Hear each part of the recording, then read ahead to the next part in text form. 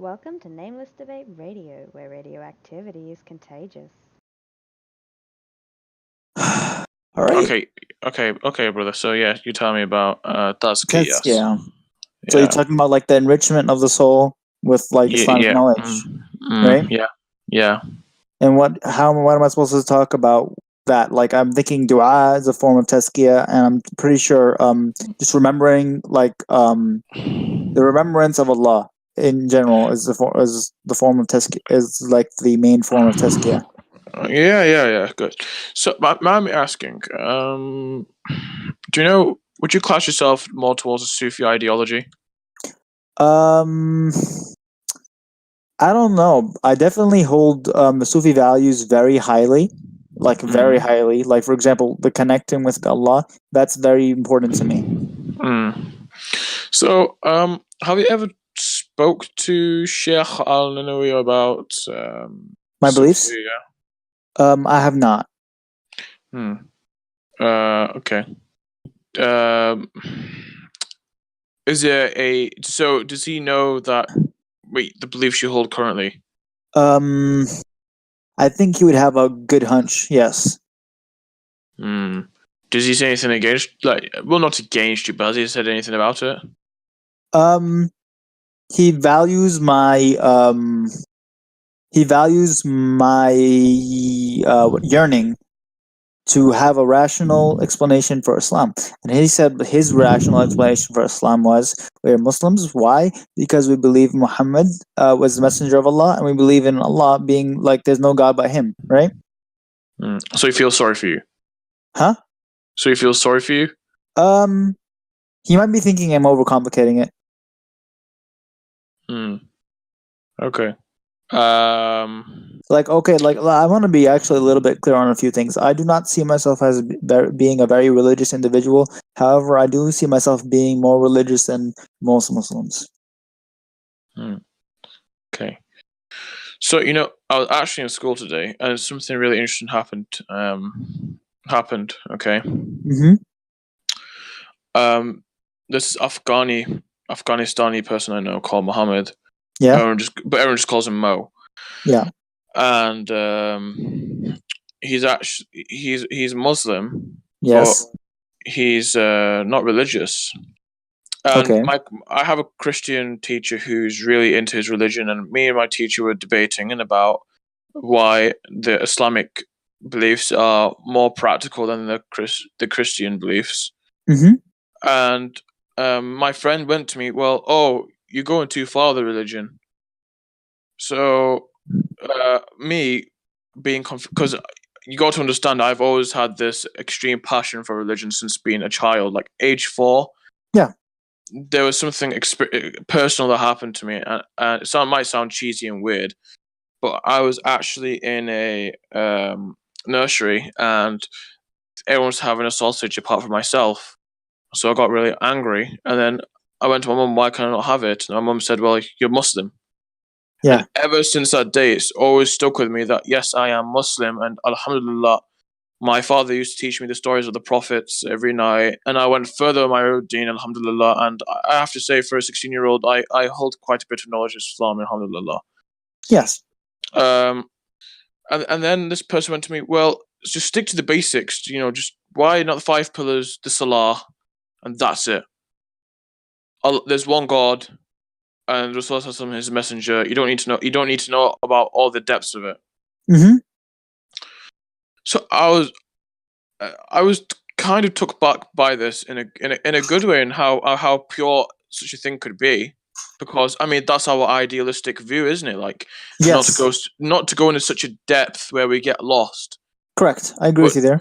But to stick onto the basics, that's what Sheikh Nanawi's main goal is, to go back to the original love of Islam. And then I thought of why did I begin to go so deep into the religion in the first place? And then I realized is that it was because I didn't want to satisfy myself. Rather, it was to disprove everyone else's belief to know mine was correct. And it has a positive and negative toll on me, because I think I was age 11 and I learned about the age of Aisha or anhu Yes. and Rasulullah Sallallahu Alaihi Wasallam, and obviously that had a huge impact on me. I was like 11 years old, and so I didn't know any of this, so I felt very disturbed. So obviously my urge for knowledge grew even more from what it was. Yeah. And I think within a week's time I understood why this happened. And alhamdulillah, I have to say I have absolutely no problems with it today. And if anything, I'm actually kind of supportive of the idea of Aisha and because she narrates majority of hadith. Mm-hmm. And then I realized, well, because I've disproved everyone, On what? on Like that was your goal, right? Your goal was to yeah. So because I've disproved so many people in my school, and because I go to a Christian school, the ideals of Christianity in my school, Yes. I essentially felt satisfied. But I realized there was something I was missing, and that was the connection. I essentially forgot the connection between me and my Lord. And yes, I did a sort of dawah to explain to the people what Islam is, but I abandoned my ruh. I abandoned my own soul. Mm-hmm. I And just understand. I understand that feeling. yeah, and so Alhamdulillah. Anyway, this Friday I'm going to Iraq, and I'm going to go to Najaf to Karbala to Baghdad Sharif, inshallah. All right. And Good luck, man. Don't die. yeah, inshallah, don't worry.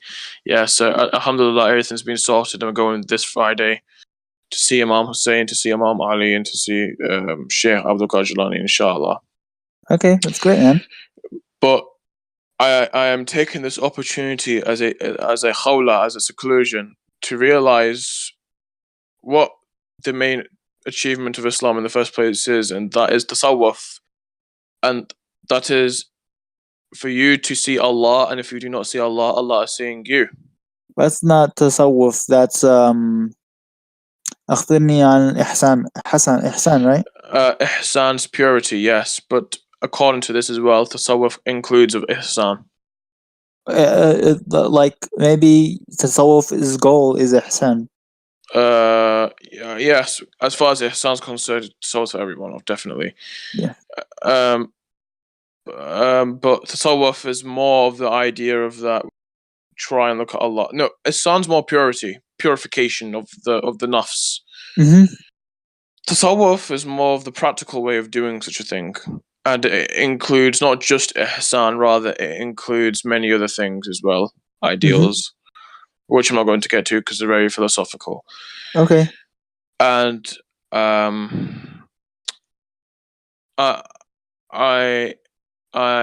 have saw that my ruh, my iman has become, it has increased so much. But the forgetfulness of me getting so in depth of the religion was that, yes, I have abandoned my soul, and I have forgotten myself and my own satisfaction.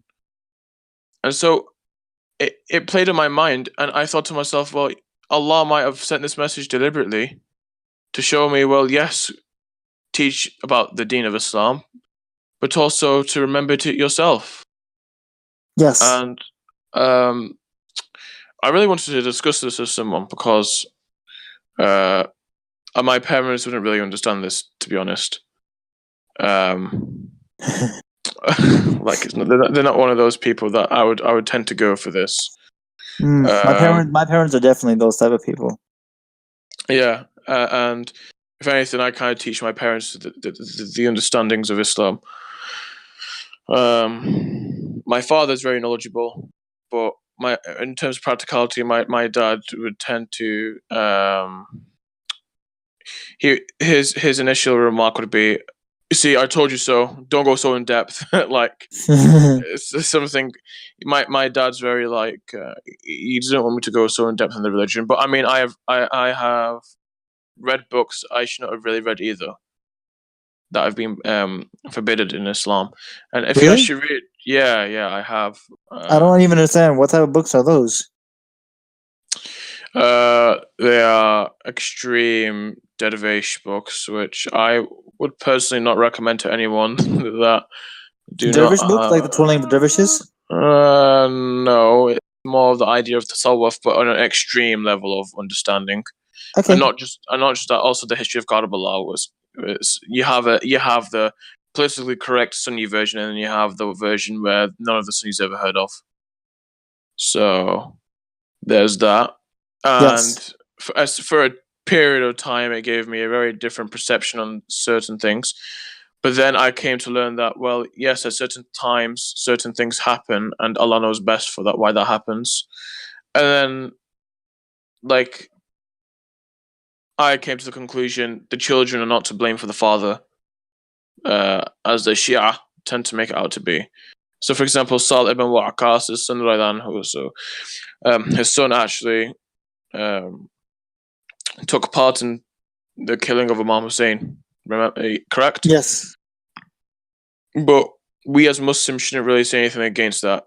But that, because his son did it, does not make Salih ibn Waqas or than himself a bad person.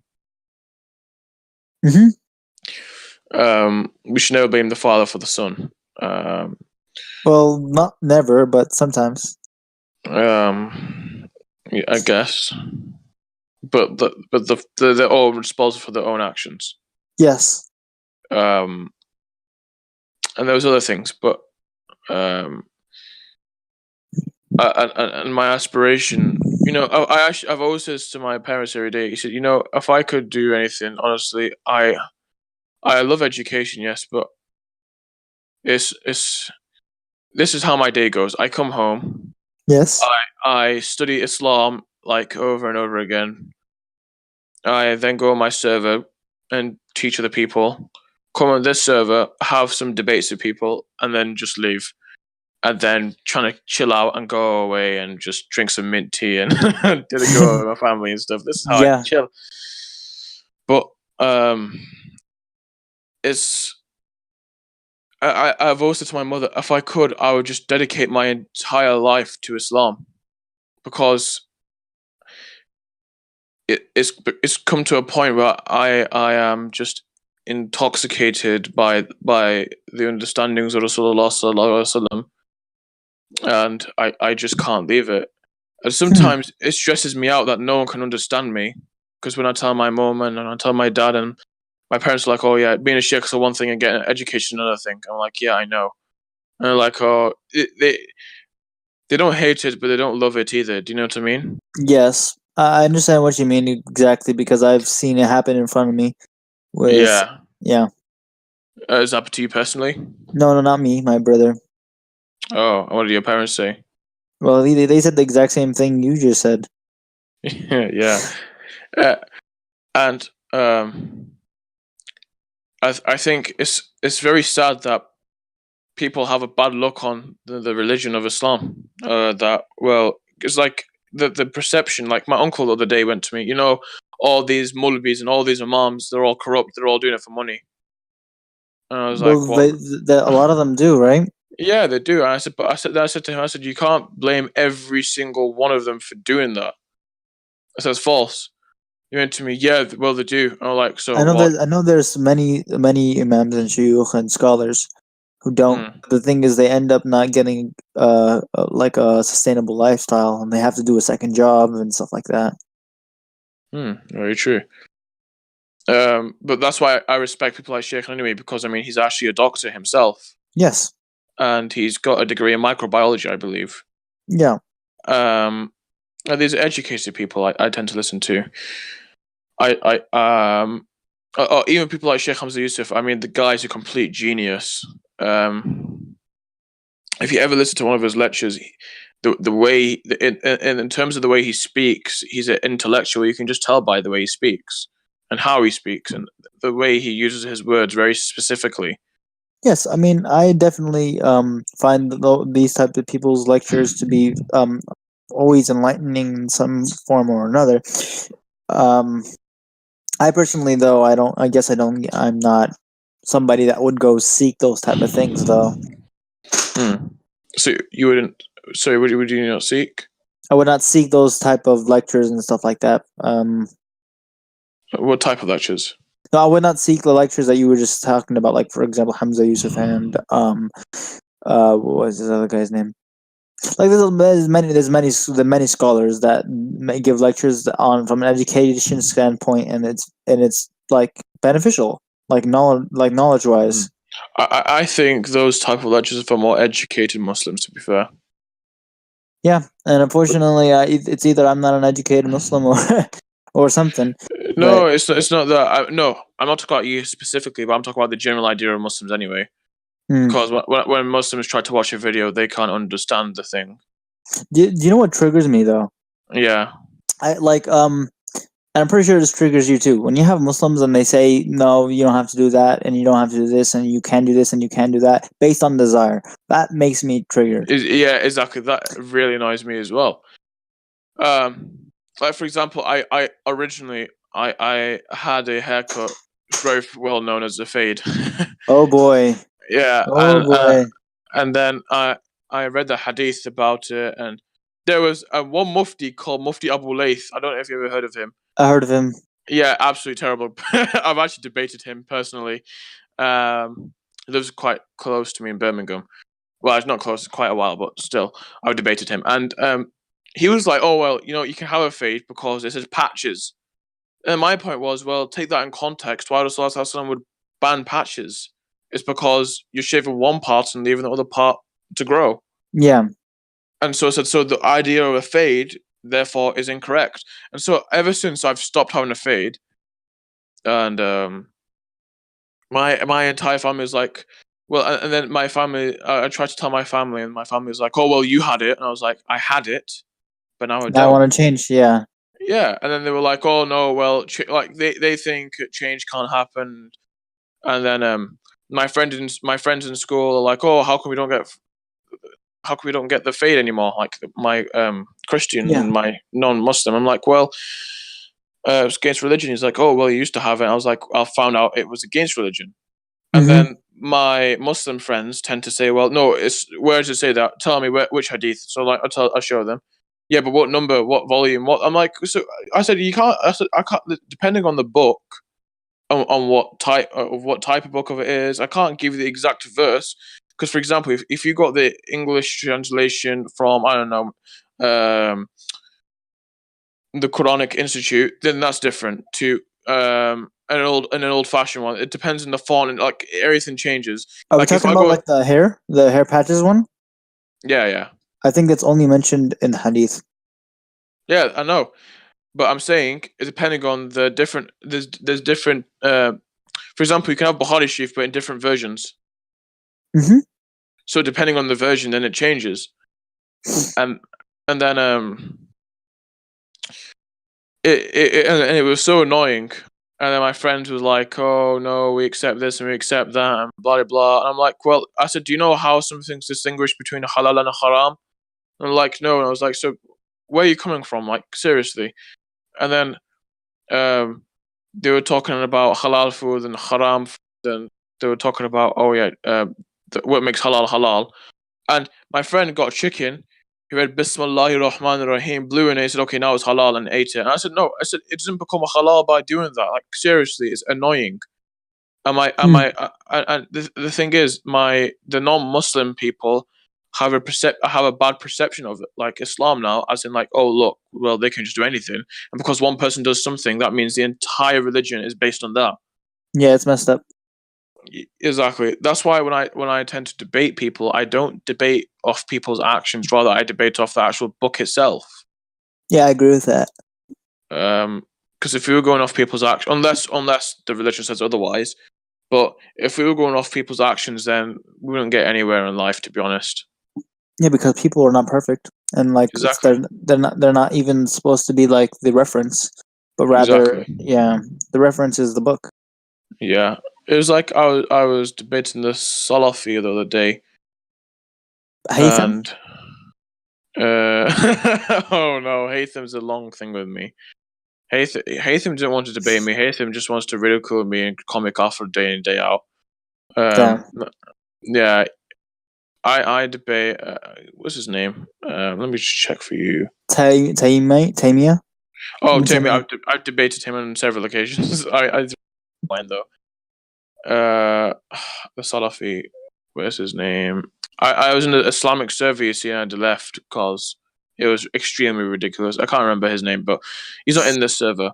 But it was Mhm. another server, and we were talking about Sufia and the Salaf, and then he turned around and he went to me, "You're kafir and this and that," and then he said, "Oh, do you know Sheikh Ninawi? I think he's a nutcase." Oh God. Yeah, and then I said to him more really, and I said, "Do you know who's Sayyid?" And he was like, "Oh, well, I'm Sayyid myself." I was like, "Wow, really?" And he said, "Oh yeah, Who is this? This is Haytham? no, this is another guy." Uh, He went, "I'm Sayyid myself, and I am related to Sheikh Muhammad Al Yaqubi." And I was like, "What, really?" I said, "Do you know who's Sufi?" And he was like, "Yeah, I know. My entire family's Sufi, apart from myself." And I was like, "So, do you think there could be a kind of psychological aspect to it?" And he was like, "Oh no, that can't have anything to do with it. They all worship the graves." And I'm like, "Okay, this is amazing." And I said, I don't worship graves." But it's just so unfortunate that certain people have certain perceptions. And even my RE teacher went to me, "Well, don't you think all these sects in Islam and these madhabs and these aqidas, isn't it malicious?" yeah. And Well, no. Actually, no. But like with what people talk about each other's madhabs and each other's tariqas and yeah, other sects, that is malicious. Yes. yeah. So my point is, I said madhab, tariqah, Sufiya, they all lead to one thing at the end of the day. Yeah. But as far as Salaf, Sufi, Deobandi, the Shia, yeah, this is all malicious because that's completely incorrect. Because you're taking a whole basis as that's malicious, yeah. But I said we've got to understand as well the political figure right now, currently, because it's all political, it's not religious any whatsoever anymore. Like for example, Ali Khamenei, Ayatollah Ali Khamenei, he doesn't represent the Shias, he represents himself, and Yes. and he's very, very political, but uses religion as a mask disgustingly. But I don't want to say anything against him because, from what I know, he's actually he's a Sayyid as Sayyid. well. Yeah, so I have respect for them. So I don't intend to say anything. But he's I have a Iranian tutor, math tutor, and he's super into politics. Every like Friday, he comes and says, "Oh, this is happening in Yemen and this is happening." He said, "Screw the Saudis. I hate the Saudis." But he himself said that our Ayatollah Ali Khamenei, he's a bad person and I don't like him. And other Iranians I know say that. So I mean, we can't base on what the theological argument says anymore because it's all political now. Yeah, well, I do think a lot of it is political at the moment. I agree with you. And I think it will be political until Imam Mahdi comes, to be honest. Well, that may or may not happen, but if in the event that it happens, I hope it happens soon. I think these problems in Islam, obviously, they will remain until Imam Mahdi comes. Until Imam Mahdi comes, we will have the Dajjal and then all that, and then obviously we have the Day of Judgment. So I'm gonna use a verse in the Quran, and it says, "Inna Allah la yaghayyiru ma biqawmin hatta yaghayyiru ma bi anfusihim." Right? yeah. That means that Allah doesn't change the people until they change what is in themselves.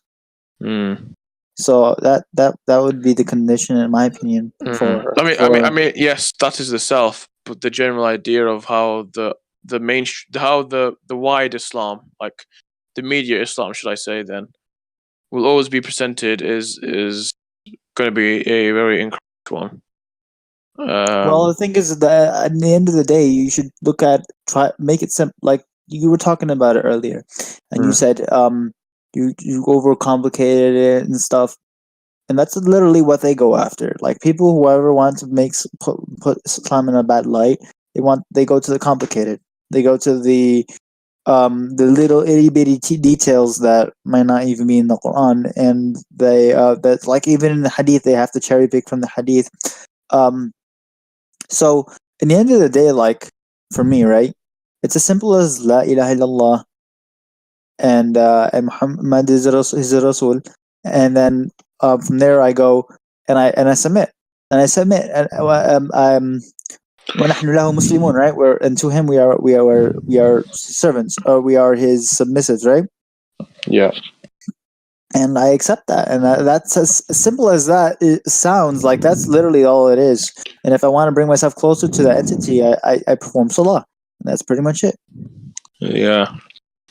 I know. I mean, that's how idealistic point of view. But I just think it'd be very. The thing is, just unfortunate our people just don't tend to understand this. But I have to go now, as it's kind of Okay, late man. over in the UK. Inshallah, I'll speak to you another time, brother. Keep safe. Oh, take care, man.